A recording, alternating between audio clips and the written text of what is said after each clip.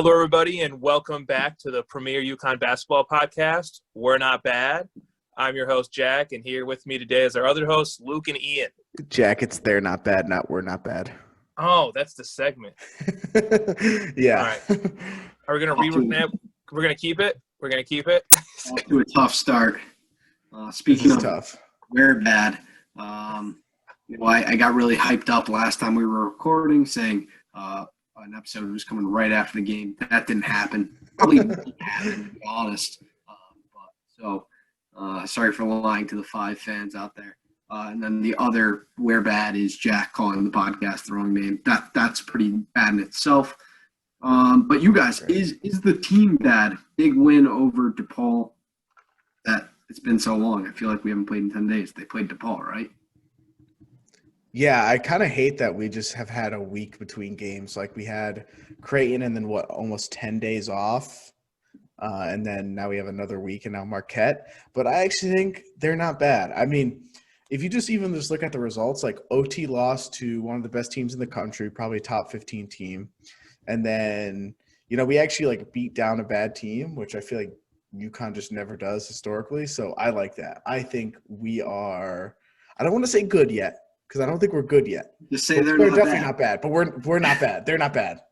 I'm certified they're not bad. That's my vote. That beating down on a not good team, like beating down on a bad team, like you were saying, with us beating DePaul, is what everyone points out is like the difference between Ali and Hurley, and just that difference in the few years he's been here is that transition. It's not like, we're the top 10 team in the country yet, but there's been that slow transition ever since Hurley took over of now we're able to beat those bad teams easily. It's not like double overtime versus Colgate. It's, we're playing DePaul and we're able to beat them by 20. Dude, that season, I wish you didn't bring up that Colgate. Yeah. And who else did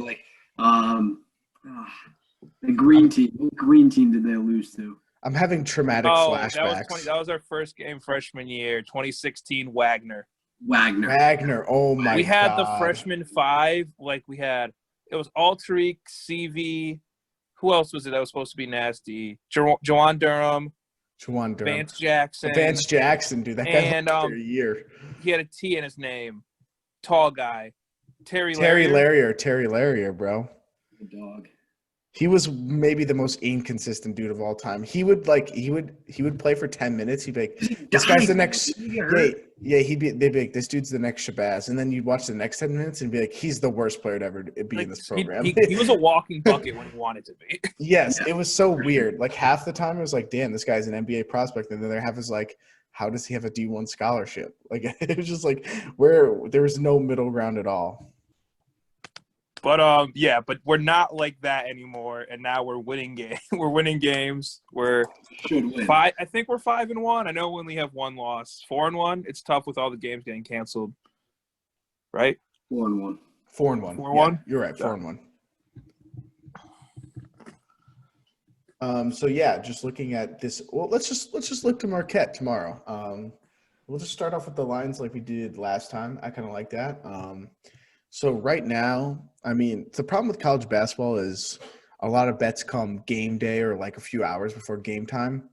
So line opened at 2.5. It's down to 1.5. Marquette giving 1.5 to UConn. I'd guess this game might come all the way down to like a pick 'em to literally just pick the winner, but I'm not sure. So it's Marquette minus 1.5. The over-under right now, 138.5, which I was surprised, very low. But I'm throwing it to Luke. Let's get your picks. I hate my pick, but it's what's going to happen. That is a very low 138. They're going to smash the over. Probably not smash it because both these teams I know aren't going to score tomorrow. But yeah, Marquette's taking this game by 6, so got to pick Marquette. Marquette wins 77-71. I inputted our picks into UConn Twitter that he does everyone's picks. So already put our picks in. You guys had no say. But I'm going to tell you why I have this pick. Just off the first thing, in my mind, I know UConn played 5 days ago or 6 days ago, whatever it was, but it feels like it's been like 2 weeks again. I don't like Fair enough. setting. And Marquette played 2 days ago. It's going to be 3 days ago on game day. They played more recently. In my dumb brain, that matters. The second one, they beat Creighton in Wisconsin. Say what you want, whether they should have beat them, they beat them. And I know Creighton and Wisconsin are a better team than us right now. But lastly, my dumb brain is saying we're going to lose this game. It's going to be a heartbreaker, and this is going to be the turning point where we start burning the Big East to the ground. But we have to lose this game first. Interesting. So just to weigh in on that a little bit, just because Jack and I were actually watching the Marquette-Wisconsin game together. The way Marquette won that game was actually absurd. They called a foul on a 3-point shot at the buzzer. So he gets 3 foul shots with it's a 2-pointer, but they still call the foul with like 0.4 seconds left. They call the foul. He makes the first bucket, so they're down 1 because they were down 2 before the foul. Then he front rims the second shot, and the dude jumps up and tips it in, and they beat Wisconsin by 1. But regardless of like whether the win is like a good win or not, like they still beat Wisconsin, who literally has 5 starting seniors and is very good at basketball. I'm with you there that they beat good teams, but they also I feel like Marquette kind of plays to their competition a little bit. The fact that they can beat teams like Georgetown, but they'll lose to teams like Seton Hall. Like I think Seton Hall, Marquette, and UConn, from what we've seen in the games, are sort of on the same level because it's super early in the year. And I think they'll kind of, the cream will rise to the top at the end of the year, which will obviously be us because James Bouknight is the greatest player of all time. But we're kind of all on this middling ground right now, and they don't play exceptionally well against teams that are like the same as them, which is just a weird thing to say because they beat good teams. And I agree with you that like if you beat Marquette and Wisconsin, it's not really a fluke. Like you're probably actually pretty good. Yeah, and that's why you said they played to their level. I don't know if that's true. I'm gonna be honest with you. I know they had a Dawson Garcia, that kid, the freshman, player of the year preseason. But other than that, I don't know anything about him. So I just looked. So I'm gonna guess that they play to their level and agree with you. And that's why I think this game is gonna be ugly. Like in the 70s, like I know that's an average score, but to me that's low scoring. I could even see it in the 60s. I thought you meant in the 70s basketball was ugly. I thought that's right. You were like, this game's gonna be ugly, like in the 70s. And I was like, what a call out. All right, Jack, give us your picks though.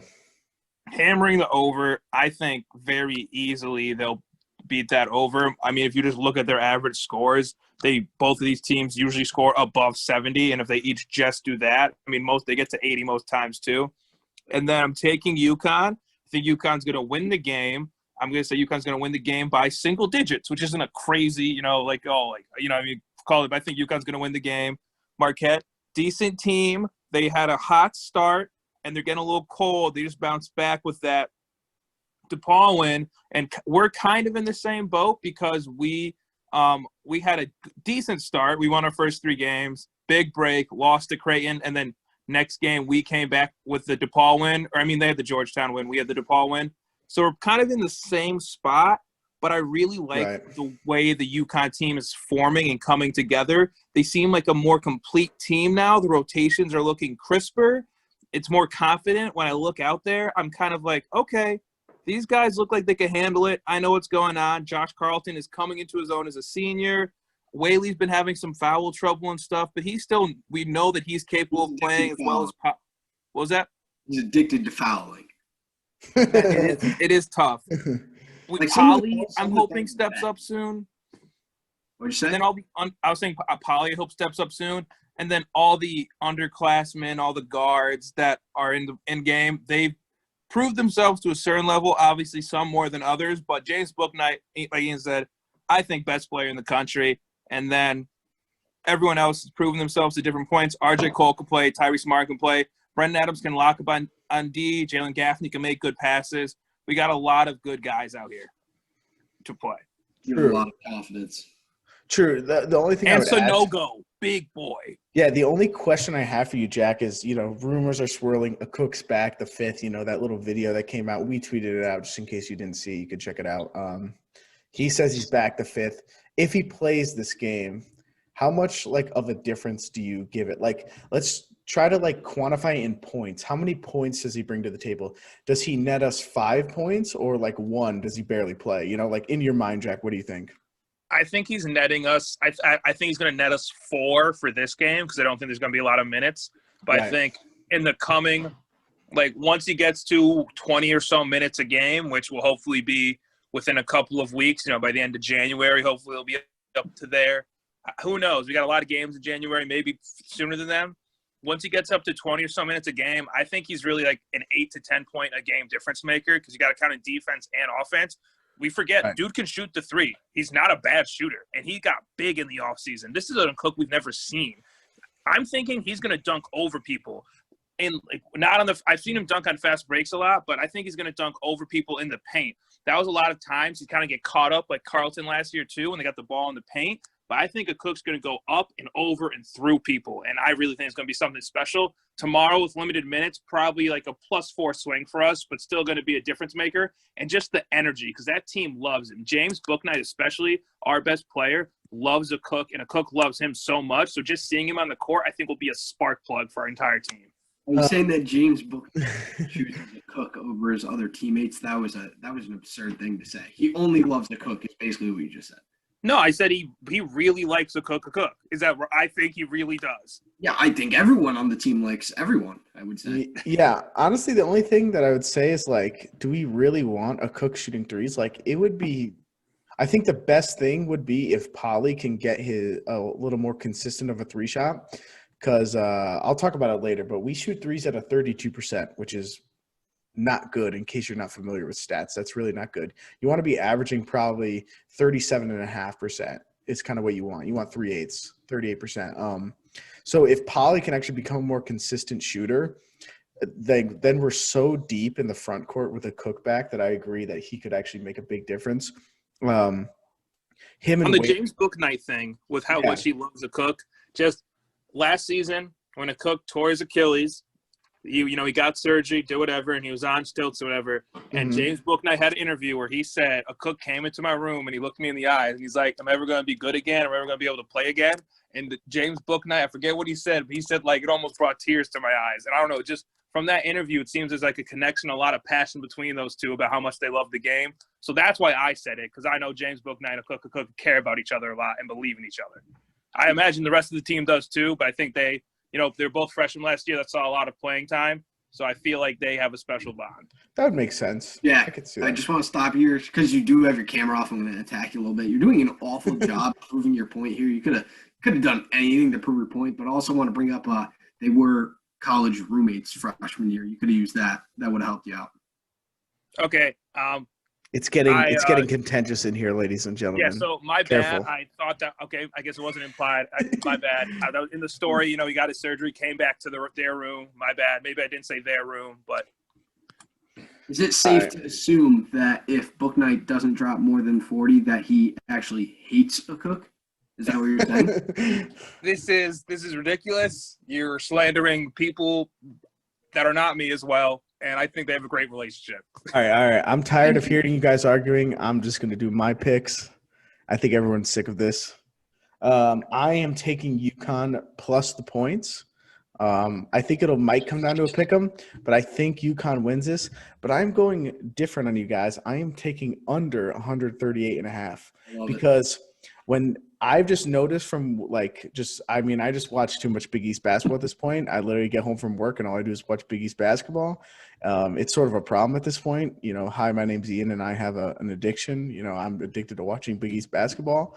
And Marquette plays down to their competition, and UConn loves to get in those grindy games where nobody scores points for 6 minutes straight. And it pisses me off. It gets me so mad. And you guys would know because you've watched games. It triggers me. But it always happens. It happened against Creighton. It happens against every good team. Marquette's a good team.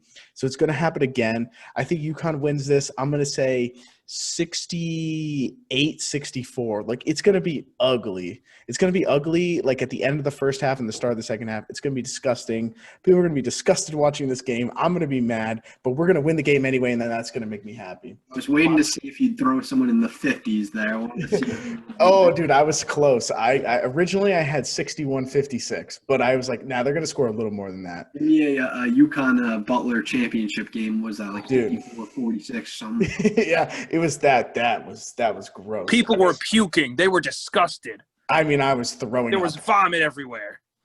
But just to transition a little bit to just give you guys some stats on this game. So our stats compared to Marquette's actually pretty identical. So overall team field goal percentage, we're 44%, they're 45%. They shoot the free throw at 71%, we're 72%. Kind of where they have the edge on us is they shoot threes at a 38%, which is kind of that number in stats that makes it really efficient to do that. So my guess is they're going to be going to the three ball, especially because Marquette kind of exploited us there as well. So we only shoot at a 32%, not good. We kind of need Polly to kind of save us there. They average 14 assists per game, but also 14 turnovers, so they kind of have a 1-to-1 ratio. We also have a 1-to-1 ratio at 13 assists and 13 turnovers. And then where we have the edge is they only average 39 rebounds per game. We average 42, so we should be getting more possessions from them, which means we go to the basket every time. We have a good free throw percentage. We can rebound. We go to the hoop. I'm scared that James Bouknight's going to get hurt because this dude hits the court so hard. It scares the living shit out of me. Dude, anytime he goes into the lane, I'm like, please don't be dead. Like, it scares the crap out of me. Yeah, I remember Luke texted our group chat multiple times being like, I think James Bouknight's going to die. Like, I'm scared for his life. And I agree. And I agree that Luke said that. And I was like, you know what? He's right. So we got to make sure we're on the rebounds. They're not as good against Marquette, but honestly, that's why I think it's really going to come down to like an X factor of like individual performance. And I think Bouknight is so good like right now. I know I was reading something where however they do offensive rating by individual players, he was higher than Suggs, Kisper, and like all the stacked Gonzaga roster. So I'm taking Bouknight as just the X factor in this game, and that's why I take him to win. But there you go. That's my little math nerd tangent for you guys because I can't help myself. You think he scores more than 25 points? I don't think he's no, but I think 25 points is a lot in this game because I don't think it's going to be very high scoring. All right, let me change that question. You think he's the highest scorer in the game? Yes. Yeah. He averages 23.8, so he averages about 24. So, 25 isn't anything crazy for James Bouknight. Right. Yeah, that's why it's going to be a low-scoring game, yeah. Right. So that's why when he says 25, to me, that's what Bouknight needs to score for us to win this game. I think the winner's going to have less than 70 points, so 25 is a lot. Also, that number, as much as it sounds really good to be like, James Bouknight averages 23 points per game, it's slightly inflated because they've only played 5 games, and one of them he's dropped a 40 bomb. But he only scored 18 against CCSU. But either way, he's still very his good. lowest scoring game's 18 when he didn't play. No, I know. It's not a knock. I'm not trashing him. But like I said, his offensive rating is extremely high. It's kind of crazy actually. Who knows if he can keep this up for the whole year. I'm officially on the wagon. I hopefully you guys are as well. He's just getting started. But yeah, so that's why I think our stats are so equal. It's really just going to be, I think, about individual performance. So I'm hoping Martin gets 10-plus shots as well. I think our offense looks much more consistent with him getting 10-plus shots. And I hope Tyrese Martin is going to be the reason my picks are wrong and it's going to go over and we're going to win this game by scoring a lot of points. So you know what? I hope I'm wrong. I hope Tyrese Martin goes 8 for 15 for another 14 points. Please prove me wrong. Is he going to go 8 for 15 and for 14? Oh, wait, never mind. Sorry, 16 points. 16, there you go. 16 points. 8 for 15, 16 points, dude. All dunks and offensive rebound second chances. Dude, this guy deserves 8 points off putbacks a game. It's crazy. He rebounds better than our 4s and 5s. I think the most underrated part of that DePaul game was this guy, cocking it back, pump faking during the dunk. It was oh, crazy. Yeah. I do remember that. No one even talked about it. I was like, that was the craziest dunk I've ever seen. But Jack, if you had to give us an X factor, like I just kind of explained, it can be anything. It doesn't have to be a play or anything. What do you think it is that would decide this game, a UConn win over, a Marquette win? X factor here, I think DePaul put a lot more focus than teams had previously put on Bouknight. I think he faced a little more focused defensive pressure from them. and he still got 24 points, and DePaul wasn't the best team, obviously. I think Marquette is also going to probably shift to that more focused defensive effort around James Bouknight rather than the whole offense. So the X factor here is who else is going to step up. Tyrese Martin stepped up last game, dropped 20 while they focused on James Bouknight. Who's going to step up this game? If someone steps up and if someone besides James Bouknight scores more than 12 points, I think we win. Genuinely. I think genuinely we win because we have a lot of people that score in the 5 to 10 range. But if someone steps up and scores more than 12, I think we win because Bouknight, I think, is going to get us at least 20. And I think everyone else putting in whatever they get there, we do good there. RJ Cole averages 10 a game, and then so does Tyrese. So if one of those two performs well enough to get 12 or 15 points, I think we got this. Yeah, that's fair enough. That's kind of what I was like mentioning with Tyrese too. So any player that's not named James Bouknight can score 12 plus points. I like that. Luke, what about you?